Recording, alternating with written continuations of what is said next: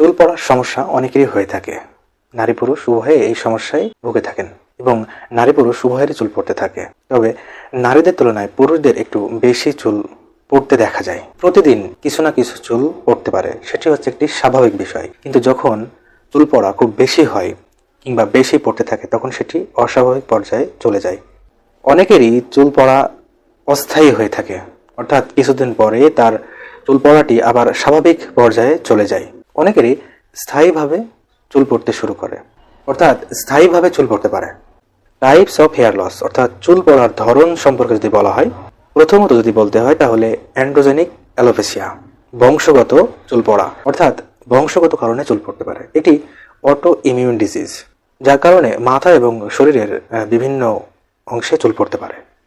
এছাড়াও হরমোনের পরিবর্তন, কেমোথেরাপির মতো চিকিৎসার কারণে খুব দ্রুত চুল পড়ে যেতে পারে।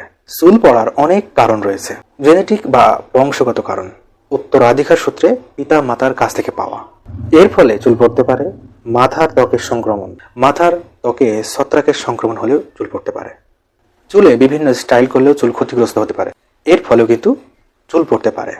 এছাড়াও হরমোনের পরিবর্তন, গর্ভাবস্থা, কেমোথেরাপির মতো কোনো চিকিৎসা নেওয়া, এর কারণেও কিন্তু চুল পড়তে পারে। কিছু নির্দিষ্ট ওষুধ রয়েছে যেগুলো দীর্ঘমেয়াদী সেবনের ফলেও কিন্তু এর পার্শ্ব প্রতিক্রিয়া হিসেবে চুল পড়তে পারে। পুষ্টির ঘাটতি, প্রোটিন কম এবং মানসিক চাপ, এর কারণেও চুল পড়তে পারে। এছাড়াও থাইরয়েড ডিজিজ, সার্জারি, এছাড়াও অন্যান্য আরও অনেক কারণে কিন্তু চুল পড়তে পারে। চুল পড়ার লক্ষণ সম্পর্কে যদি বলা হয় তাহলে বলতে হয় যে এক এক জনের ক্ষেত্রে এক এক ধরনের হতে পারে, অর্থাৎ ব্যক্তিভেদে চুল পড়া ভিন্ন হতে পারে।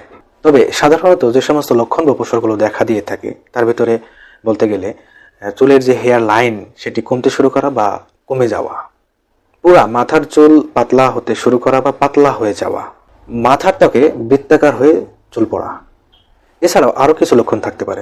এই সমস্ত লক্ষণ বা উপসর্গগুলো দেখলে বুঝতে হবে যে চুল পড়া শুরু হয়েছে বা চুল পড়ে যেতে পারে। এমত অবস্থায় চুল পড়া প্রতিরোধে করণীয় যেটি হতে পারে সেটি হচ্ছে, যদি চুল পড়াটি আপনার জেনেটিক না হয়ে থাকে, এই চুল পড়াটি যদি কোনো রোগ ব্যাধির কারণে হয়ে থাকে তাহলে যদি আপনি যথাসময়ে চিকিৎসা গ্রহণ করতে পারেন, অর্থাৎ যেই রোগের কারণে আপনার চুল পড়ছে সেই রোগের চিকিৎসা গ্রহণ করলে আপনার চুল পড়া অনেকাংশে কমে যেতে পারে। সেই সাথে যদি পুষ্টির কোনো ঘাটতি থাকে, এছাড়াও যদি কোনো দীর্ঘমেয়াদী কোনো ওষুধ সেবন করে থাকেন, এর যদি কোনো পার্শ্ব প্রতিক্রিয়া হয়ে থাকে তাহলে কিন্তু আপনার চুল পড়তে পারে।